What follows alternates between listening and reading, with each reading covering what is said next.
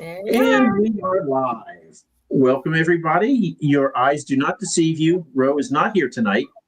He is vacationing with family because he likes them or something. I don't know. Strange, but I guess everybody has their own quirks. So he is away in Vermont, and we have the one and the only Dave Lawson, who is also wonderfully bald, but not Ro, is here to help us interview Maya Darjani. Welcome to the show, Maya. If you've seen us before, then I question why you're here. So let's get into it.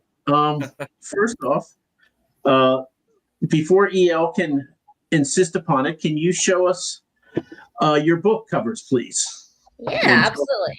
So this is Ancient as the Stars, and that is my snarky space opera, kind of a time travel thing going on here.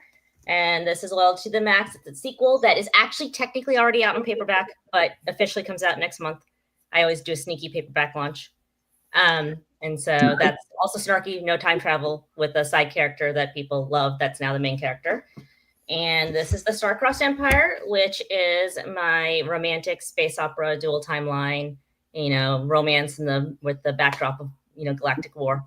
And then I have one more, but I did the cover reveal the other day, A Stellar Spy, which is a science fantasy spy thriller. So you have a fan here who says Max is so good. Yes, Bob's my biggest fan. And as you can see, we do not, in fact, have Ro tonight. He is vacationing in Vermont because, people willfully go there, apparently. So tonight the show is just called Bald and Bald. And it's a better show. And Glorious head of hair.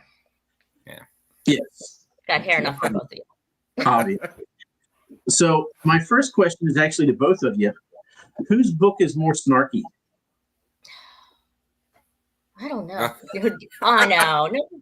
See, the problem is that Dave's is PG. So I can get snarky with a lot of profanity, too. PG-13.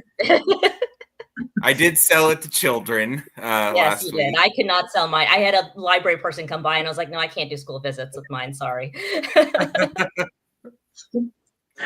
Oh. And yes, EL, we will call it very bald tonight.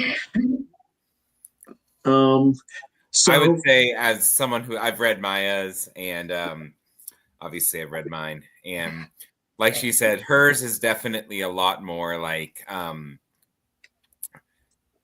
profane snark, whereas mine is more like British people being rude to each other snark. Yeah, that's true. So different types of snark.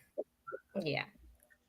Oh, and Dave, sorry, I just have to tell you, you lost the coin toss to Greg Terrell, so I'm reading Bloodwoven first.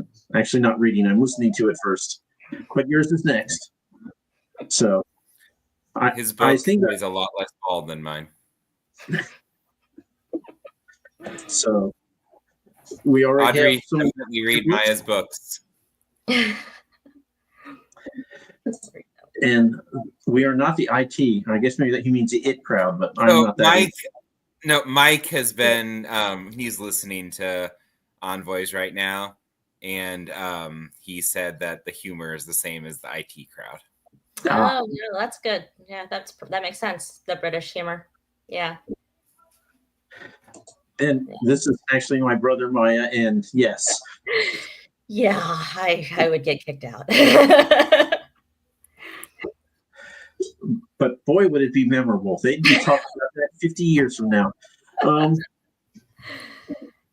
So anyway, what made you start writing your books? Did you always want to write? Was it a dare?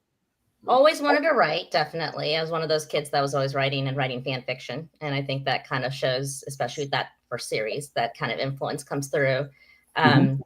And I don't know, I tried for years and would give up. And then one day, I think it was 2019, it was literally November.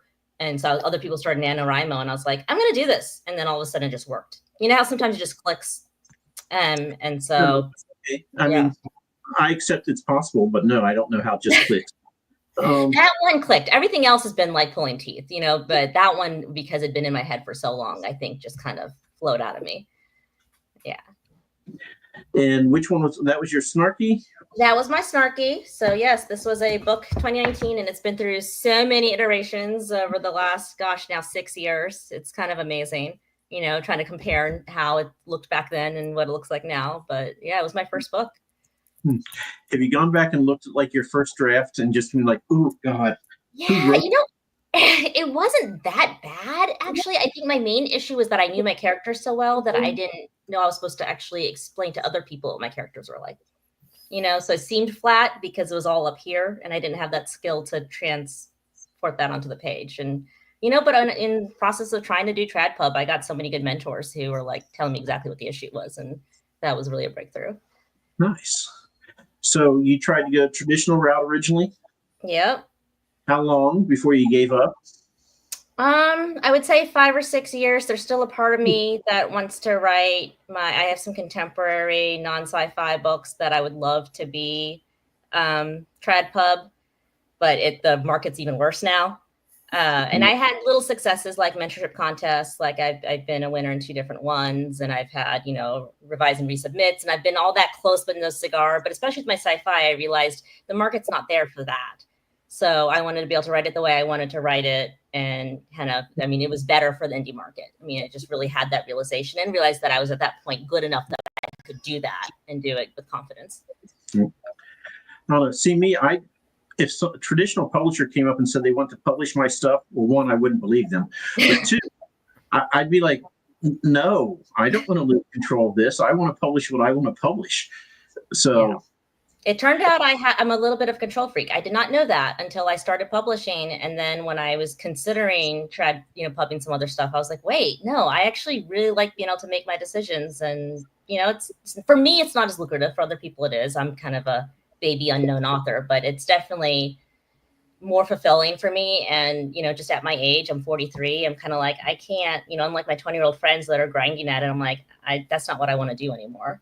I kind of want to go ahead and start. So. Well, you know what indie authors say? You got to spend money to lose money. Exactly. So, yeah. Oh my God. I turned 40 in a week. Yeah, me. You didn't even leave out chances that I could be the youngest. You just assumed. Mike, right? You're like 65. Come on. I'd be retired. I'm a young 54, a spry 54. There we go. I knew you were in your 50s. You said it before on one of these. Oh, I'm sure. I'm speeding towards the grave. But anyway, so Maya, tell us about your characters, because I'm trying to figure out if we can put one of them in the Bald Dome or not.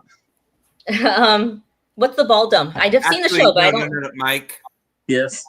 I already know who's going in the Bald Dome. Is it Ren? It's both of them. Okay, Ren and Karena? Yes. So, okay. Mike, you know nothing about this. So, in order to get the full thing here, Maya needs to tell you what Ancient as the Stars is about. So, Ren and Karena are the same person. It's basically a time slip story where Ren moves forward 63 years in the future, sees Karena, who's actually immortal, so she's the same age, and but Ren is my super, super, super snarky, angry, browbeaten junior officer type person. And Karena is like the legendary immortal captain who everyone loves. But obviously, you've got some of that old personality still in there. But yes, the really angry, really snarky, really profanity, like thought of stupid mistakes and makes lots of stupid decisions. So those are my characters, yeah. And you can see it with Karena because even though she's got that officialness behind her, sometimes she just goes ham and decides that she's going to do things her way. Okay. I think we're going to postpone it about half an hour into the show or so. We'll go to the Bald Dome. Okay. Extra Bald edition. So you got 2 books out. The third one is coming out. Yes. Hold In May. on.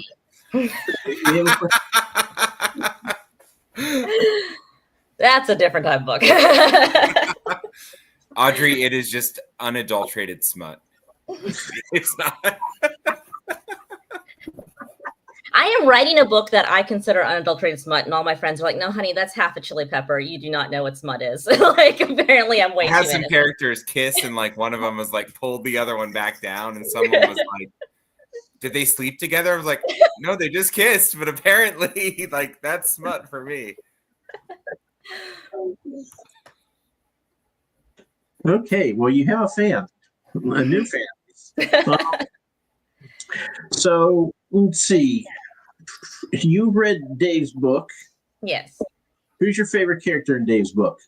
I mean, Corden, obviously. That is the correct answer. Some people don't like him. My wife thinks he's annoying. He's the best. I want to By the smother way, him Ro is here sometimes, and like, today. but he's great. Ro actually made an appearance. My dog's name is Ro. There you go. So we do have Ro on the show. That's good. Wait, I have questions pulled up here. I should ask you something. Audrey is a huge Tobias person. I actually just put out the arcs of my novella, and I dedicated it to Audrey because she's been like my beta reader person like from the beginning. And I said, sorry, Tobias isn't in this one. So she's very sad still. Okay, so first question that ChatGPT generated for me. If you had to swap lives with your main character for a day, would you survive? Would I survive? I would survive. I would survive. It's a pretty tame world, I would say. I might get super angry like my main character because I don't like injustice and things not working out. So I'd probably throw a few tantrums and end myself get out of the fleet, but I'd survive. Would you want to go back or would you want to stay? I think I'd want to stay. It's more of a, if you like Star Trek, it's kind of more of that world, not as utopian. So I think it'd be kind of cool to travel a spaceship and go see the distant stars. So that's great. Now I have to ask, does Ro like Jar Jar? What do you think, Roro? She loves Jar Jar. And what about Dumbledore? She loves Dumbledore. Trifecta. All right. We can now say that Ro is on board all three of them on our show. These are the things that get him. I would agree that Ancient of the Stars has that sort of more of the Star Trek. So I will say, like, as a whenever I read sci-fi, space opera is what I lean toward because some of the science-y stuff is a lot, and that's not where my brain goes. But I like space stories, especially ones with like characters. I like character-driven stories most of all. Right. And I feel like Ancient of the Stars is very much a like character-driven story.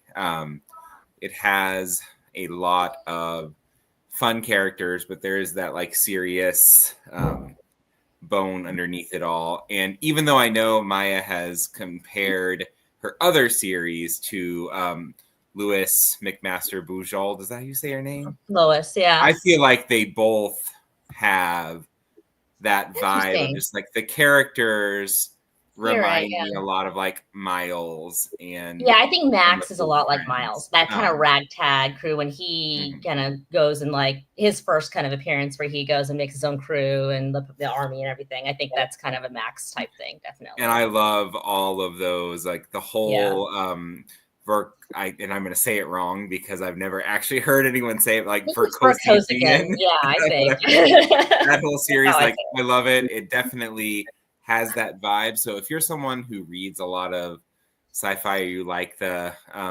Verkosigan series, like Maya's writing is right up your alley. Yeah, so this one, the main comp is the Verkosigan series. So it kind of starts off with what I would say almost a YA feel because she talks about how she's fallen in love and all the stuff, and it's first person present, and it kind of draws you in that way. But then it explodes into the backdrop of a war, and you've got kind of that classic Verkosigan space opera stuff going on in it.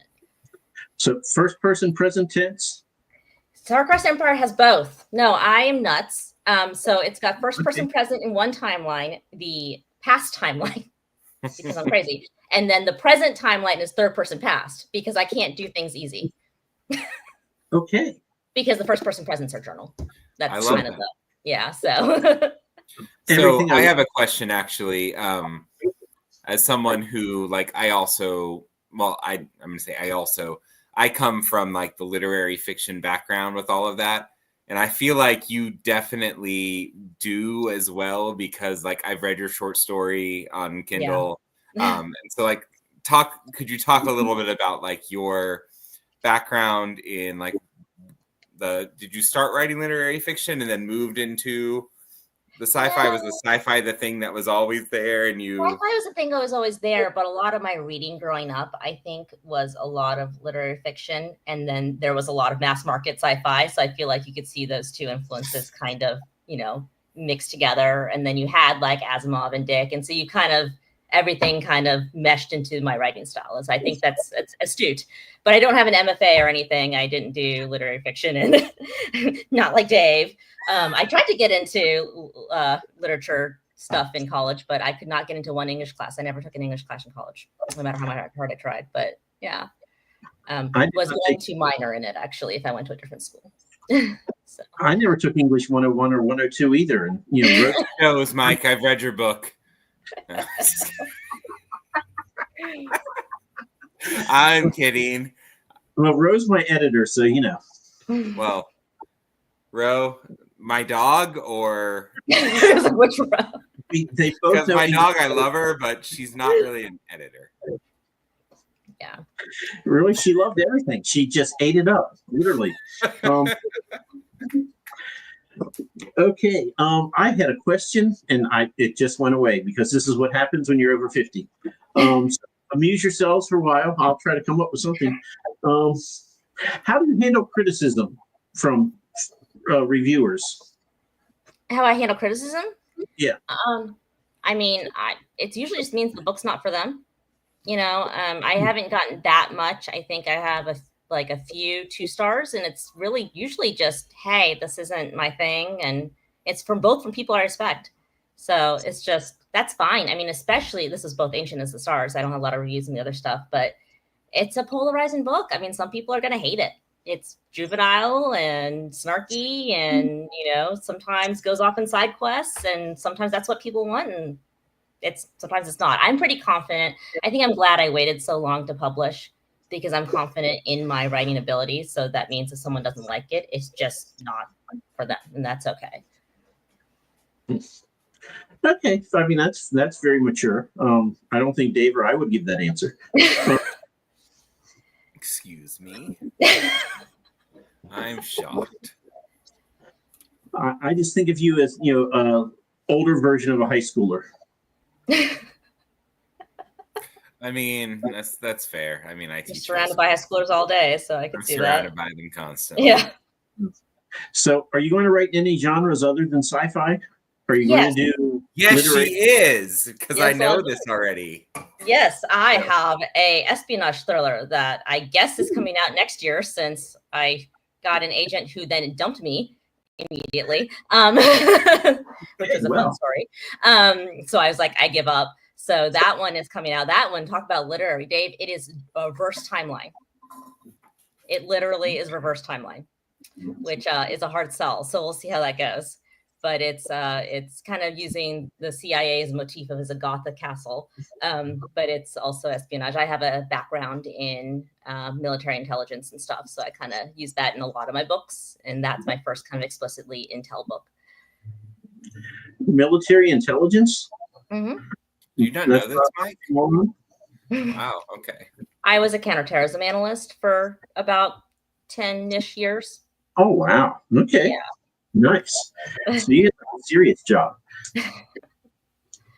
I mean, I just make shampoos, so Well, I'll tell you, Mike, at our book event that we were both at last week, she was very much like dressed like a counterterrorism analyst. I had my FBI hat on. Yeah, that was mostly, I was trying to be incognito, because I use a pen name, and I'm not like out in the Tulsa community. So I was just like, please don't recognize me. Please don't recognize me. Your husband was walking around and someone was asking like, oh, I have a blah, blah, blah book. And he was like, I'm just here to support my wife. She's over there hiding under a hat.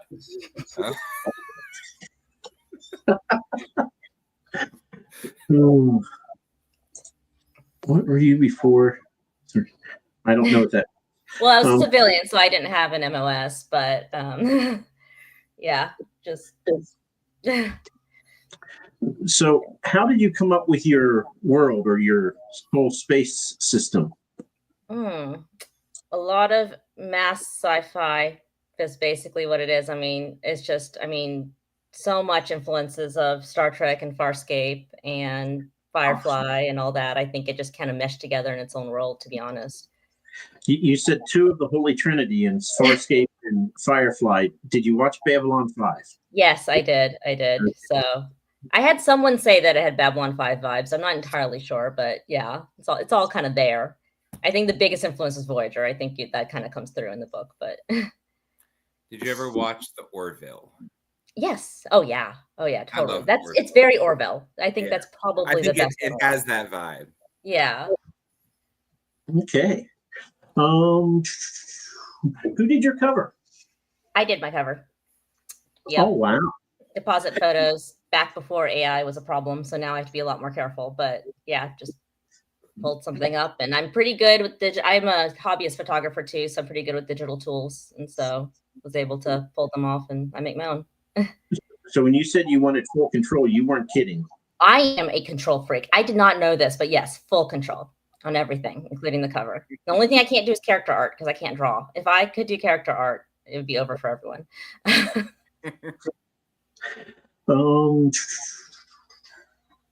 Let's see, those are fantasy questions. Let's go over here. Let's see, these are any better ones.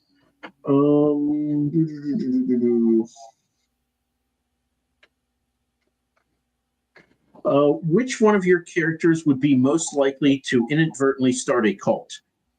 That would actually be Benedict, which is in this book, which not as many people have read. He is my snarky side character in this book, and it's more of the Dave type snarky. It's kind of British snarky, but he would absolutely start a cult. Yeah, he's kind of my most Corden type character for an analog there. My new favorite character. Yeah, no, he spins. He really is actually. I just think about it because he spins schemes all the time, and they end up going wrong, and then he has to deal with the consequences of his actions. Like, yeah, no, he is Corbin. Sorry. Yeah, he's kind of he has a POV character. He's my comic relief, but he would. So we're going to hijack this for just a bit. Dave, what are you doing this week that makes you so busy? Well, I'm selling books. I have so many books to buy. No, I'm just kidding. It is it's Tech Week for my spring play. Clue is what we're doing, and that's great. On Friday and Saturday, great. I will be doing 3 performances of that, one for the students, and then 2 public performances. And so, yeah, I got home at like 6:58 for this 7:00 interview, and I kind of forgot that I had. Well, yesterday I was like, all right, kids, we are going until 6:30 today. And then I got home and I was like, shit, I'm supposed to be on a show at 7. So I went and I told my assistant director, like, I need to leave at 6 today. I have an interview. And she's like, are you kidding me? I'm like, so no. But I mean, we got stuff done on time. But then I live 45 minutes away from where I currently work. So it's a drive. So have you seen The Residence on Netflix? I don't think so, no. So it is a locked door mystery in the White House, and it's got massive Clue vibes, and I absolutely love it. And partly is because I do write like contemporary also. So I did CIA, and I'm going to write one set in the White House. So I wanted to look at, they actually literally went through the White House and learned where all the rooms were. And so they have a really detailed set. So I'm learning from the story, but it's perfect. It's really got that farcical kind of thing going on. It's great. You have to watch it. It's so good. Okay, I'll have to watch that. It's funny because the kids don't think Clue is funny. My kids love Clue. Are you kidding me? And they're just like it's not even fun. Well, we're doing the high school version, so like they cut a Okay, so few jokes. Yeah, Like okay. most of it's still there, and it's not even funny. I'm like, I feel like they're not getting the dry humor. Oh man, my kid, they watched it like 4 times in a row one summer. Like that's hilarious. And then we got the game and played the game Clue. So, Dave, 2 things I have to tell you. One, I actually watched Clue for the very first time last week. And 2, I am just transfixed when I look there because the shine on your head blends in with the white wall behind you. So, Your head is no. I'm gonna blame my wife for this. She's out of town, so I can blame her for all the things. Wow. Basically, our lighting situation is kind of trash, and in order to get good lighting, I need to turn on one specific light that she tells me we can't leave on for too long, or it might fry the electricity or something like that. But then also, I think I have a second light on right now, and my head is slightly polished in it. So I'll just, you know what? I'll fix it. No, I mean, there we go. We got the captain's hat there. We're talking sci-fi, so it was totally on point. But you can never go wrong with a pirate's hat. Well, so the funny thing about it is that so at the book event we were both at, the woman that was next to me kept telling people like, and he's got a D&D with pirates, and I'm like, there aren't any actual pirates. The vibe's similar to like some of the Pirates of the Caribbean thing, where she was like, every time D&D with pirates, and I'm like, he is a bestseller in Oklahoma, by the way. I saw that. Yeah, that was impressive. Yeah, I'm just that cool, you know. Yes, I'm gonna add pirates. I mean, they're ship captains. They're just in the background. You just need a sequel with pirates. I tried to write a short story with pirates, and I was like, I need to do more research on ships. More research on pirates. Oh my god! If I had a nickel for every time I've had to call my brother and go, okay, bow, stern, port, starboard. What the hell does this mean? Aft. Yeah, I don't remember what those things mean. Yeah, I got to do those because of ships, right? Spaceships. I draw a ship and label everything and put it up on my tape it to my screen, because I think get to the point where he wasn't going to answer anymore, or God forbid he told me to use Google or something silly like that. Must be hard to be your brother, Mike. By the way, I've got my Tulsa cup here. It's etched in Tulsa, so I'm repping here with my doers. Nice. 918. So, not that I want to start competition between the two of you, which I totally do, but who sold more books last weekend? Dave. I'm not anywhere near the list. I sold 5 books, and it was over 2 different series. I think I sold 16. That's amazing, and you've got it on the one series too. So yeah, one book, 16 copies. Yeah, one day event. Yeah, it was long though. It was God. Oh my god, I was exhausted. I could not. I was dead the rest of the week. It was so hot. There was no shade. It's hot already. It's April. Goes back and forth. I'm sweating right now. Yeah. Okay. Oof. Oh well. Let's see. Dave, do you have any questions for Maya?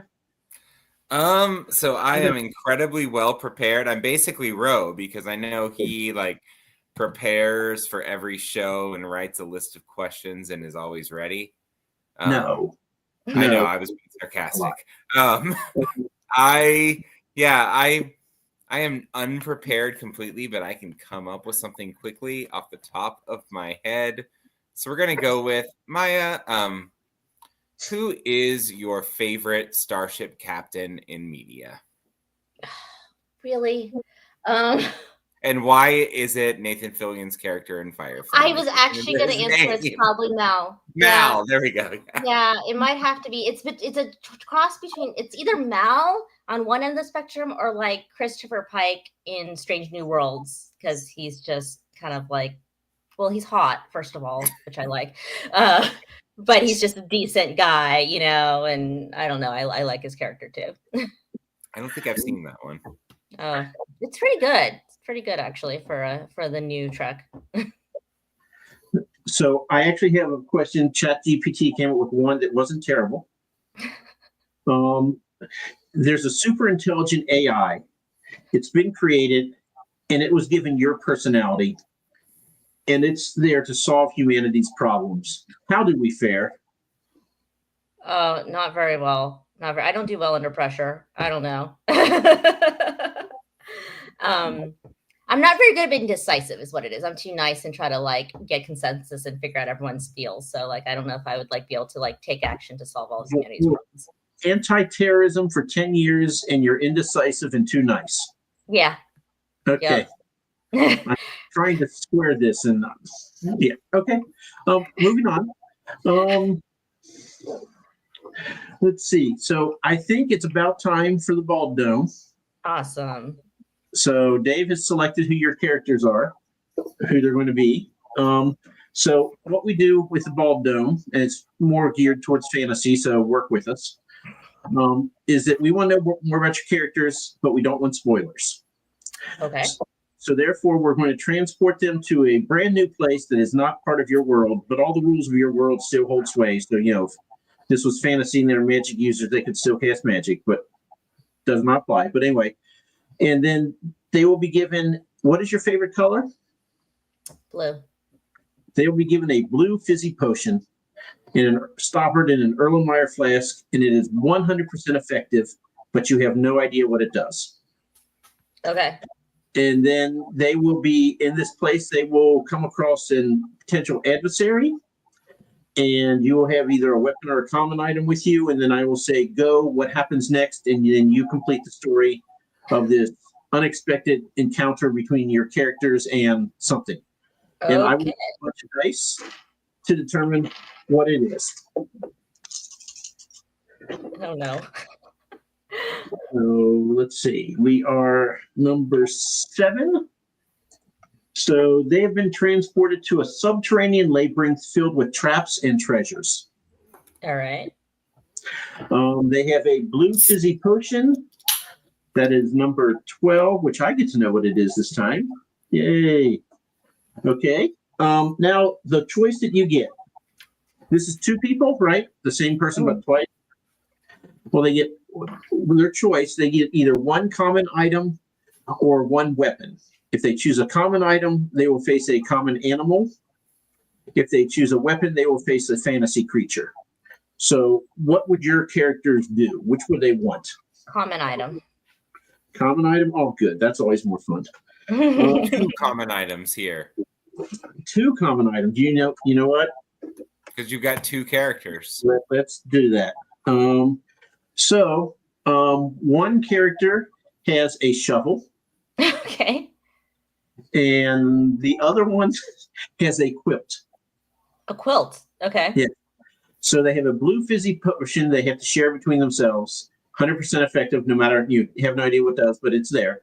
You have a quilt and a shovel. Who are the 2 characters again? Ren and Karena. And who has the shovel and who has the quilt? Ren has the shovel and Karena has the quilt. Okay.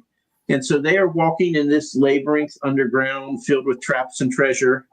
And they just happen to go around the corner and they find, of course, as you would always find in tunnels, an African elephant and her calf.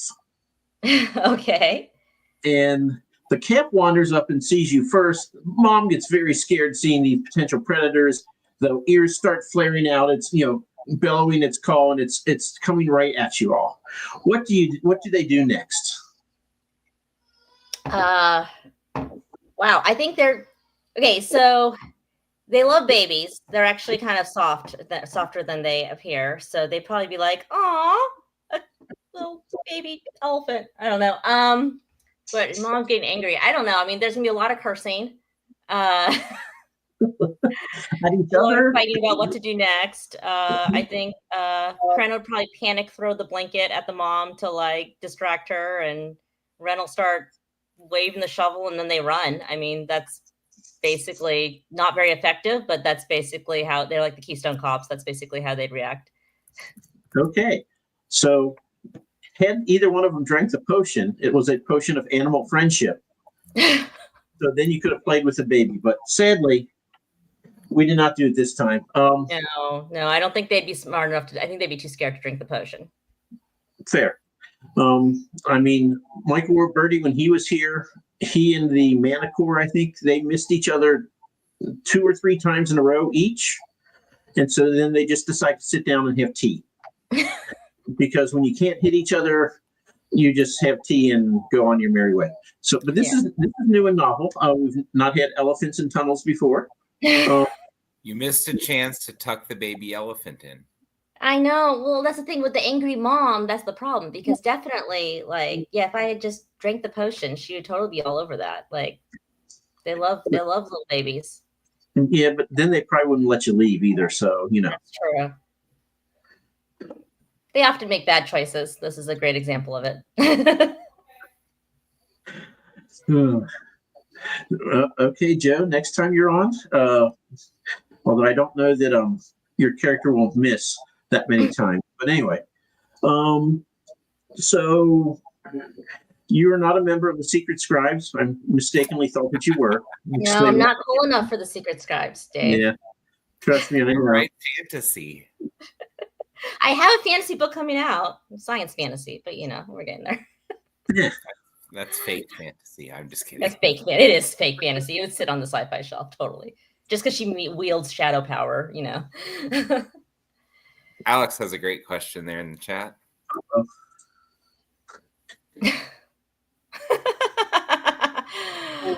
Ren would kill him because he would hit on her, and she would get so enraged that she would punch him, and yeah, they'd go from there. I'm 43. I'm old. I'm broken down. I feel pretty broken down.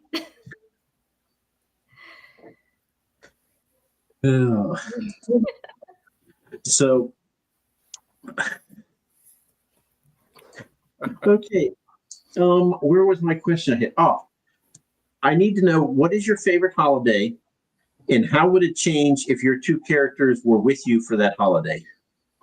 My favorite holiday is Christmas, and it would change because they'd be fighting all the time because they fight like sisters, and so I'd get really annoyed and kick them out of the house because they get on each other's nerves because they're too much alike. And do you have children? I do. I have 4 of them. So they would teach them really expand their vocabulary then too, right? Yeah, unfortunately. So my when I first started writing this book, I think my oldest was 9 and looked over my shoulder and read the MFer word, and then so learned a new word. Nice. And my now 8-year-old likes to edit with me, so he also is. Yeah, I've expanded their vocabulary quite a bit. Apparently, Okay. I'm not doing a very good job as Ro, so I'm going to do my Ro thing here and say, all right, Maya, why don't you read us something from your book? Oh my goodness. I was not expecting that one. And then I'm going to glare the entire time you read. Glare the entire time. I guess I can start from the beginning if you guys don't mind profanity. I don't know. Let's see. Ro has an MF degree, or an MFA degree, or whatever that is, just like you. Sorry, that's a Freudian slip. We're ready when you are, Maya. All right, I'll start from the beginning. This is chapter 1. I also did my own audiobook on podcast, so we'll see how I do. Ren's horrible, not so good day. Ren Yilmaz, the 24th century, on Earth sail ship Hawking. Ren was in danger. Not really, Ren. Calm the fuck down. But she stood at attention in Commander Dental Riley's office, and her endocrine system thought she was in danger, and fuck the ancients, Ren. You're supposed to be this tough bitch, and God's help you if you break down crying in Dental fucking Riley's office. Dental's office stood well appointed but small, situated next to the captain's on the bridge. Family heirlooms and mementos filled his shelves. The Rileys of New York were a large elite clan. Everything proved tasteful in his office. Tasteful to old-style hardback books, tasteful plant, tasteful depictions of the Union's home planet and colonies. Dental matched the aesthetic with a patrician nose and coiffed blonde hair. In Dental's presence, it was important to be sophisticated, refined. Dental looked up from the report he was studying, taking his sweet-ass time. You assaulted a superior officer, he declared. Assault. If she weren't at attention, she would have snorted, the derision momentarily displacing her paralyzing fear. Lieutenant Commander Lanson, that Get Lilesi wouldn't know assault if it hit him in the head with a sandwich, which is what she had chucked at him. So that's the beginning of the book. I like her already. A sandwich. What kind of sandwich? Good question. I don't know, actually. You don't know. Okay. Tomato mozzarella pesto. There we go. Interesting. If I was reading that, I'd think it was a Reuben. There we go. Oh, Reuben. That's a great. Oh, that would be great. I like that better. A Reuben is the greatest thing. I had to try to be like soulless and angry because I was being Ro, but trying to not laugh inside. But yes, Reubens are one of the best sandwiches. I love Reubens. On board with also, so she does. I do a lot of cursing in other languages in the book too. So she's Turkish. So Get Lilesi is Turkish for ass tulip. So okay, yeah, that's one of her. I'm a really sweet person. Like, I swear, just because I've got a lot of profanity in my book. She actually punched an old lady last Saturday at the book event.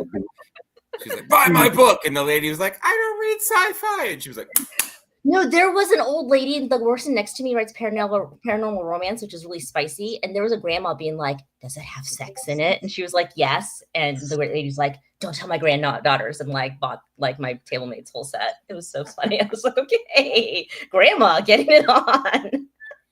So I have to tell you, I volunteer at the USO, and I was volunteering one night with a woman named Brenda. She's 84 years old. And I was like, yeah, you know, I have indie authors have donated books, so we have them on the shelf to give people. I'm like, yeah, you know, I'm indie author. Those are my friends there. And she goes, Mike, I've read your book, and walked away. And she never said no. I'm like, what? And I was like, well, she's probably from the generation if you don't have something nice to say. So she just told me she read it, and she walked straight away from me. And I'm just going, what? Don't leave me hanging. And she never told me. And then I started laughing. I had to make sure I left quietly. Otherwise, I'd have to explain and blah, blah. Yes. Anyway. Oh, no. Oh, no. What happened to me? Why did I lose my camera? Come back, camera. I'm back. Okay, that was weird. I might have clicked the remove. You don't want to give me powers. So this is what happens. So what do you like most about writing your fiction? What do I like? I mean, I just like it when it all comes together. I'm kind of a discovery writer, except I'm weird because I'm a structure nerd, but I also so I write within like lines, but then I'm discovery. So I just love telling the story because I surprise myself. I mean, I'm one of those people that a plot twist happens and I'm like, whoa. Yeah. So it's really, I mean, I write what I want to read. So it's entertaining. That is fun when that happens, when you're just like, yep, didn't see that happening when I said that. Okay. And I'm like, now how do I finish this story?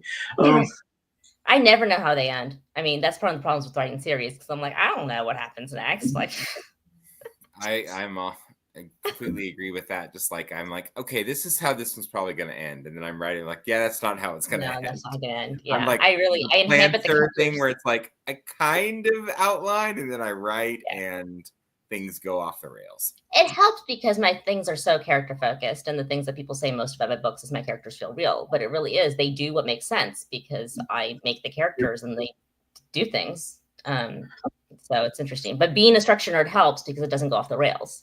You know, it's very methodical. So do you argue with your characters about what you want to have happen next and have them tell you no, or do you just like, okay, I'm following you, go? Yeah, I mean, I don't really always love acting like, oh, my character's on the show, because that's not, that's not really it. It's just that I kind of do what'd be true to that character. And it almost means that things don't go off.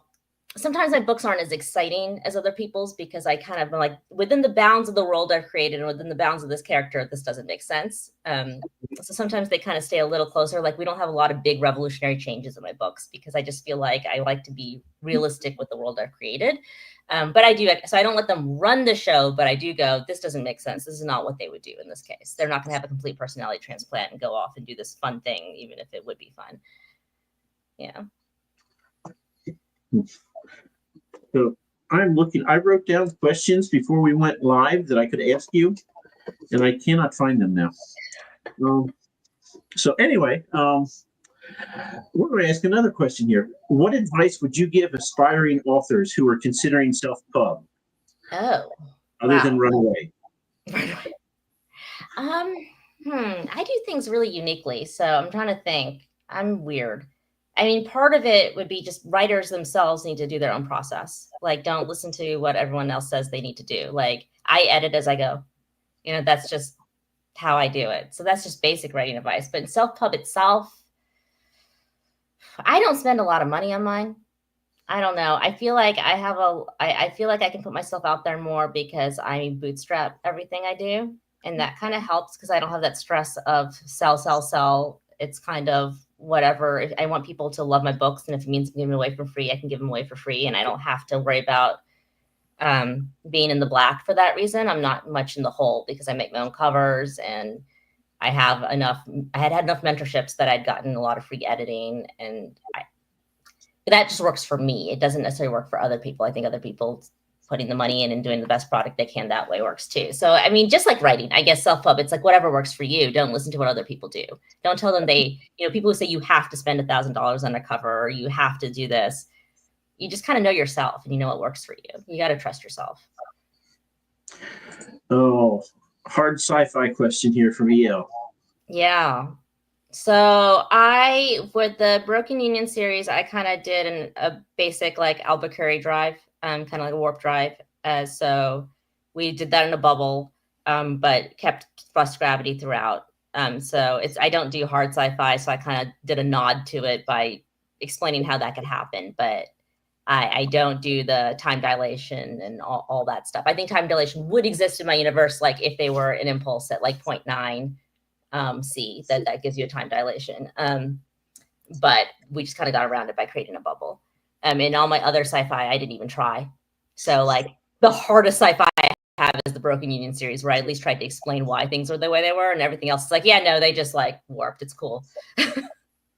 So we had Ryan Patrick on here, and he told me he read my sci-fi book. He's like, yeah, it's hardish sci-fi. I mean, there's a couple things he got wrong. I'm like, what did I get wrong? He says, no, you're fine. And he won't tell me. And it's driving me nuts. I'm like, I'm sure I got it wrong. I mean, yeah, Ryan is very hard. I read European Deception, and he definitely made sure he got all those calculations right. And I mean, I would love to do that. I just don't have the ability. I don't have that knowledge to be able to do it right. So that's why mine is kind of like a nod. I try, but it's definitely layman perspective. Yep, still zoned out. Anyway, so why does your ship look the way it does? That was kind of the nod, as much of a layman's nod as I could to hard sci-fi. I have kind of concentric. I have rings that kind of create the grav, spin grav. I kind of just looked at if I wrote hard sci-fi, what a ship would look like. So I've got a solar sail, and I've got the rings, and I've got all that going on. That's why. I don't know if it necessarily works because, again, I don't have a brain for science at all. But that was kind of it. I think I read too much Reddit back when I was writing it, and all the Reddit guys are always like, sci-fi sucks if it's not like, it doesn't make sense. So I kind of got influenced by that and tried at least as hard as I could to get it right. Yeah, I have fusion drives and antimatter drives. I'm like, why would they have both? Wouldn't they just pick whichever one is better? Yeah. And I'm like, okay, it's the older model. Yeah, sure.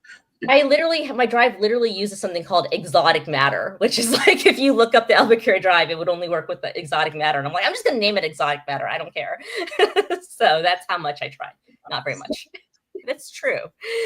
By talking to Reddit guys. Yeah, that was back in the day. That was when I was less confident. And again, after writing that is when the rest of my sci-fi, I went, I'm going completely soft sci-fi. This is ridiculous. I don't need to be doing this. This is not how I write. Let's see. So when is book 3 coming out? Or the third book? Sorry, not book 3. So the third book that I've ever written, that I'm publishing, this one comes out in May 28th. And again, it is actually available in paperback if you want it now already. But it's out in ebook on May 28th, and it'll eventually get up on Ingram and all that too. But it's on Amazon paperback. Nice. And sorry, I spaced out there for a second. I was staring like Dave. What date does it go officially live? May 28th. May 28th. See, I should really pay attention.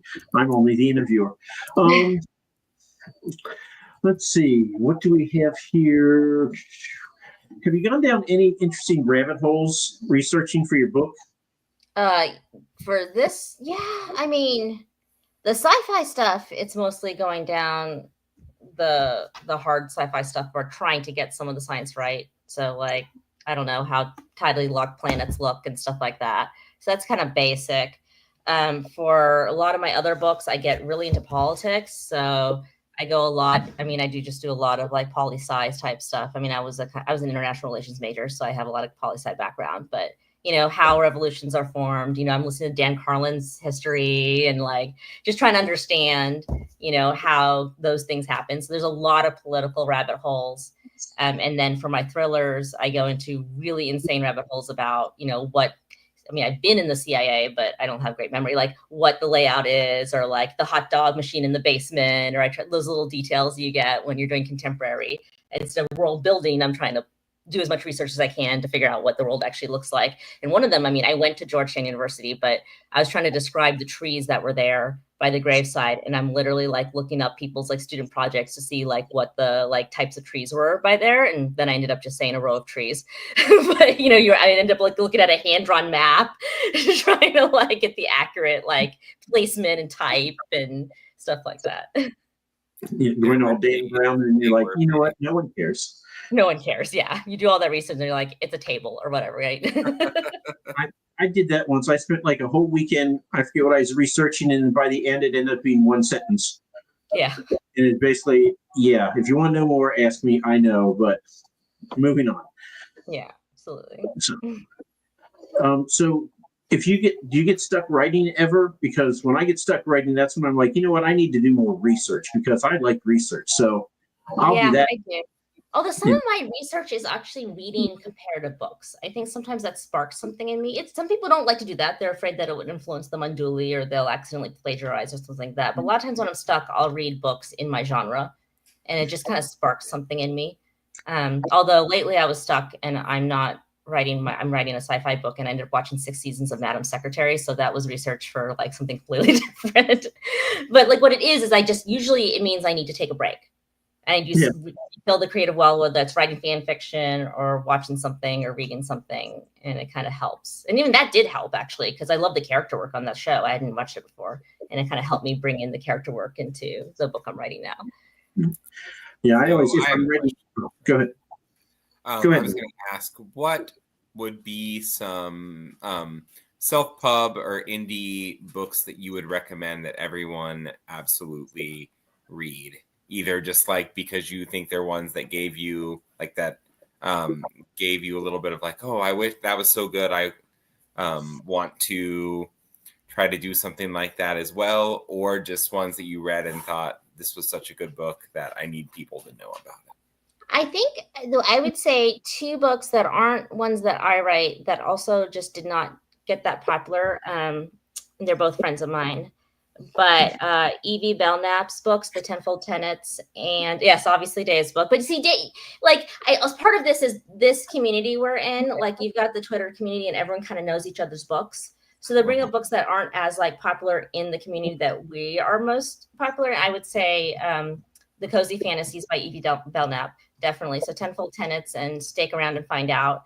I think they're hidden gems, and I think she gets a little more traction on other platforms, but I would love kind of our community to get to know her more. And another one, there's a Galactic Zookeeper's Guide to Heists and Husbandry. I love this woman's book. I forgot what she published under.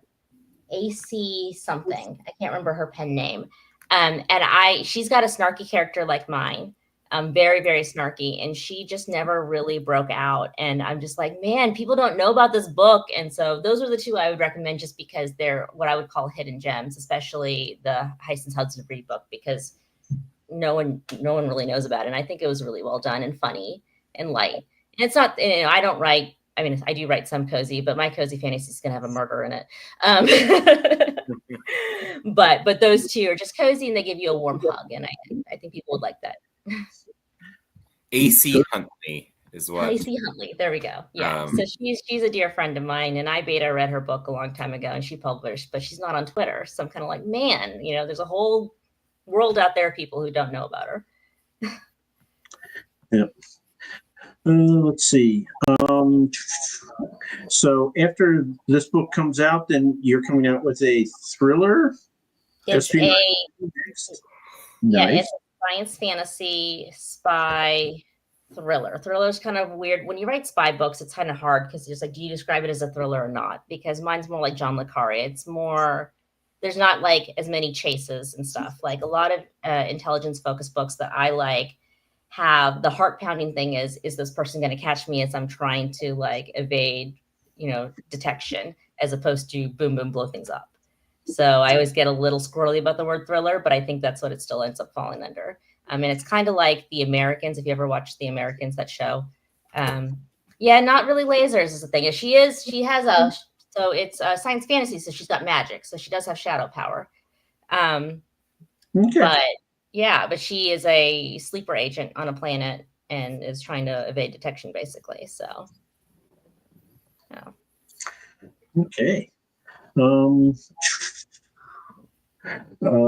Dave, do you have any questions? Are you still awake? I just asked a question. God. The quarter missing, so I understand. Let's see. I can ask, what is something that whenever you are reading or writing that you or watching a show where you see it and you immediately think, yes, this is my thing. This is what I am going to enjoy watching or reading. Or it's like when you're consuming media, what's something that when you see that you're just like, this is my thing. This is when I'm reading, it's voice. It's snarky voice. That gets me every time. If you hit me with that opening line and you just come out of the gate running, I'm going to love this book. There are a lot of books that start a lot slower and it's hard for me to get into. And there are books that in the end I probably wouldn't have actually liked, but I still rate highly because that voice had drawn me in. Like I think Iron Widow, for example, is not a book that's really my thing, but it just hit me with the voice immediately. And that's what just got me. When it comes to watching, it's actually more of that, I like twists and turns and I like spy stuff and espionage. So like I said, Madam Secretary was great. The Diplomat, The Americans. I kind of like those kind of thriller spy shenanigan stuff.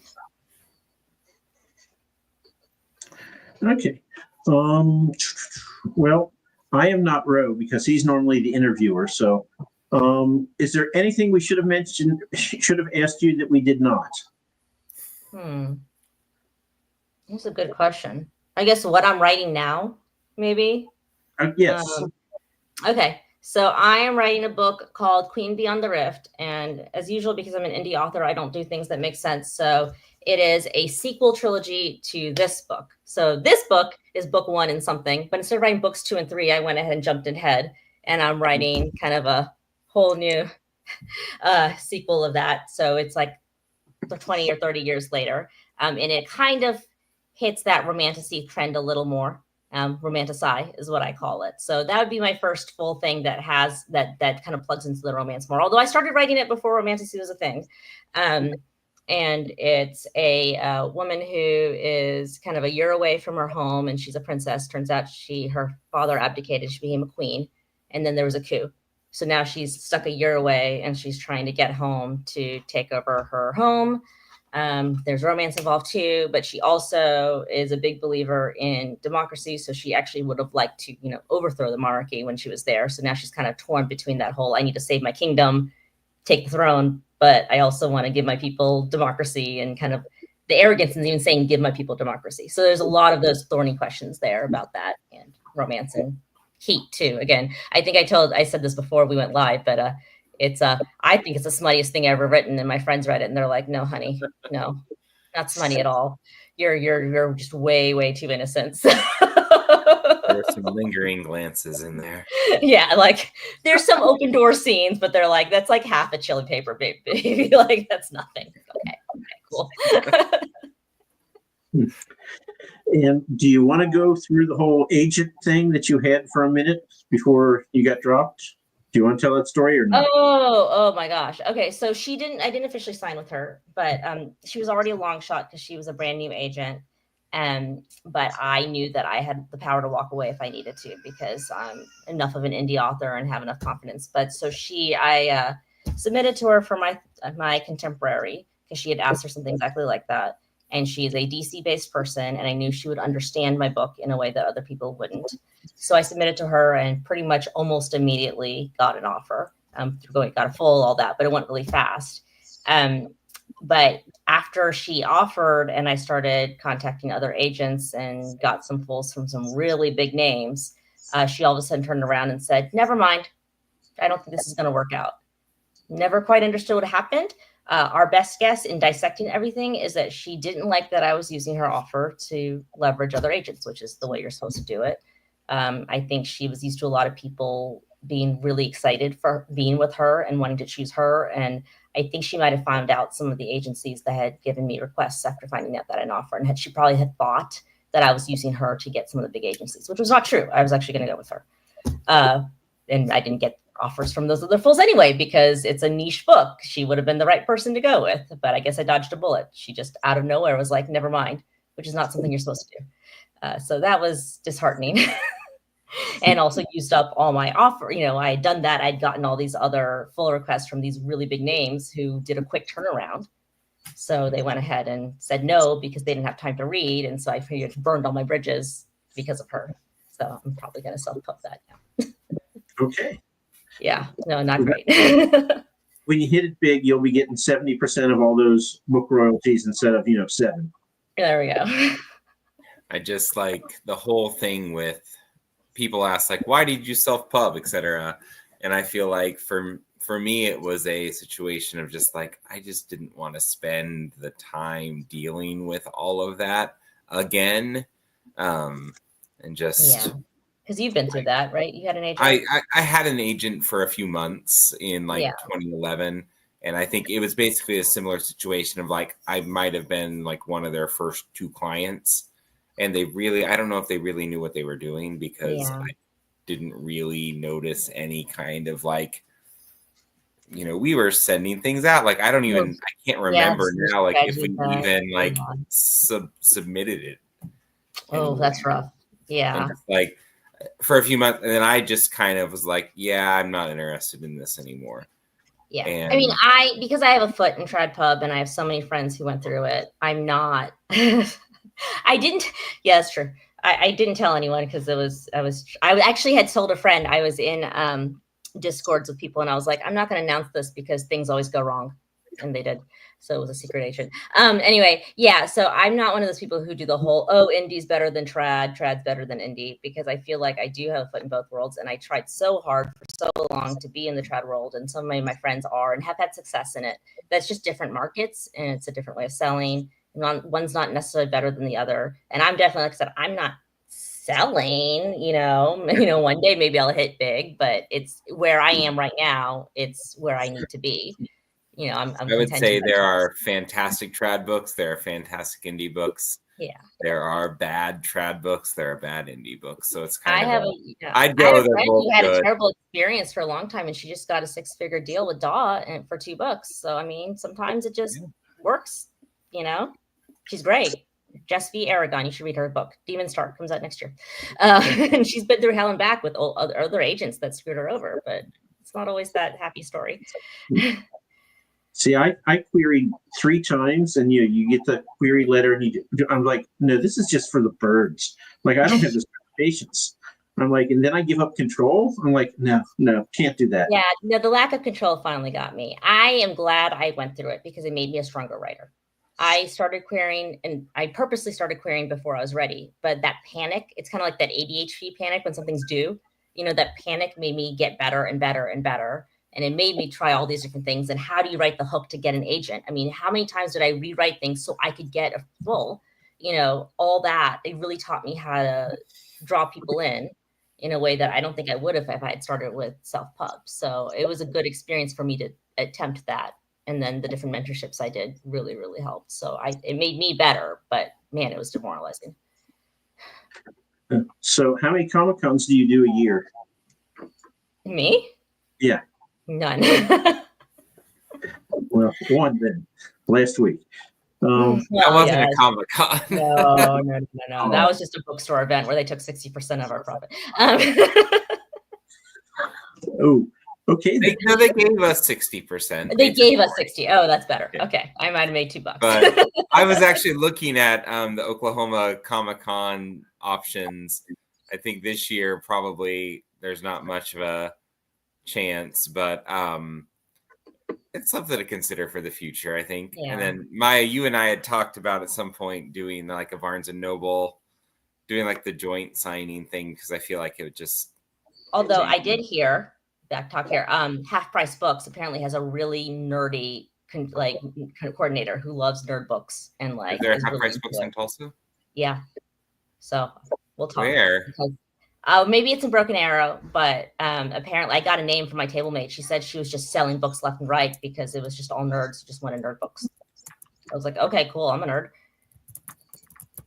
So yeah. Okay. So yeah, let me know where this is. I'll drive. No, I will not. I drove to St. Louis and that was 15 hours and no. Yeah. Oh, so anyway, well, Maya, thank you for being on the show and putting up with us. Thank you for having me. Thanks, Bob. Thanks. And don't be a stranger when books come out. If you want to yell about them, you can always come on our show. There'll be a different row next time, most likely. Well, we have the best row on the show tonight, and I'm not talking about me. Yeah, I want to see. Where is that doggy? I want to see. Here, Ro. You're there. Come here. Say goodbye to everyone. Aw. Hi, baby. Aw. There we go. It's better than most of your toddlers crawling in my lap. I actually got to distract the children. They did not come to crash the party. I was afraid they would. Oh, so next time. Okay, well, I think we're at the point where we all wave awkwardly and say goodbye. So